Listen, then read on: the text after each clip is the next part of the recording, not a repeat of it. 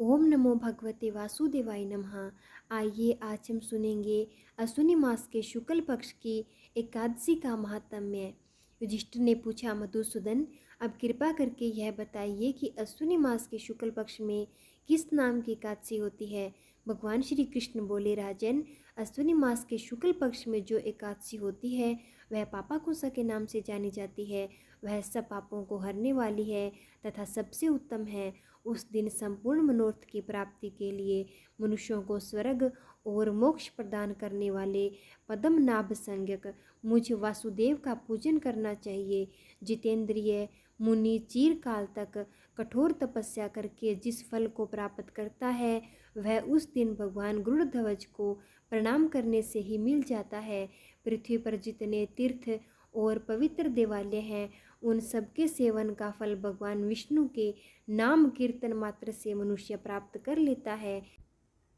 जो शंख धनुष धारण करने वाले सर्वव्यापक भगवान जनार्दन की शरण में जाते हैं उन्हें कभी यमलोक की यातना नहीं भोगनी पड़ती। यदि अन्य कार्य के प्रसंग से भी मनुष्य एकमात्र एकादशी को उपवास कर ले तो उसे कभी यम यातना नहीं प्राप्त होती। जो मनुष्य विष्णु भक्त होकर भगवान शिव की निंदा करता है वह भगवान विष्णु के लोक में स्थान नहीं पाता है, उसे निश्चय ही नरक में गिरना पड़ता है। इसी प्रकार यदि कोई शैव या पाशुपात होकर भगवान विष्णु की निंदा करता है तो वह घोर रौरव नरक में डालकर तब तक पकाया जाता है जब तक कि 14 इंद्रों की आयु पूरी नहीं हो जाती। यह एकादशी स्वर्ग और मोक्ष प्रदान करने वाली, शरीर को निरोग बनाने वाली और सुंदर स्त्री, धन और मित्र देने वाली है। राजन, एकादशी को दिन में उपवास और रात्रि में जागरण करने से अनायास ही विष्णु धाम की प्राप्ति होती है। राजेंद्र, वह पुरुष मातृ पक्ष की 10, पिता पक्ष की 10 तथा स्त्री के पक्ष की भी 10 पीढ़ियों का उद्धार कर लेता है। एकादशी व्रत करने वाले मनुष्य दिव्य रूपधारी चतुर्भुज, गरुड़ की ध्वजा से युक्त, हार से सुशोभित और पीताम्बरधारी होकर भगवान विष्णु के धाम को जाते हैं। अश्विनी मास के शुक्ल पक्ष में पापाकुंशा का व्रत करने से ही मानव सब पापों से मुक्त हो श्री हरि के लोक में जाता है।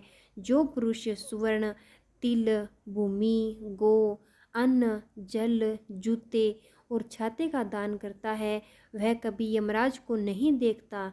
नृपश्रेष्ठ, दरिद्र पुरुष को भी चाहिए कि वह यथाशक्ति स्नान, दान आदि क्रिया करके अपने प्रत्येक दिन को सफल बनाए।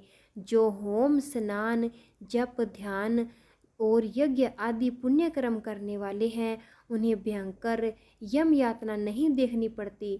लोक में जो मानव दीर्घायु, धनाढ़, कुलीन और निरोग देखे जाते हैं वे पहले के पुण्यात्मा हैं।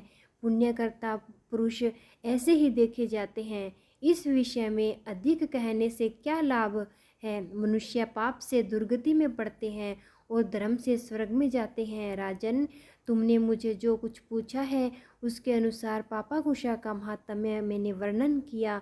अब और क्या सुनना चाहते हो।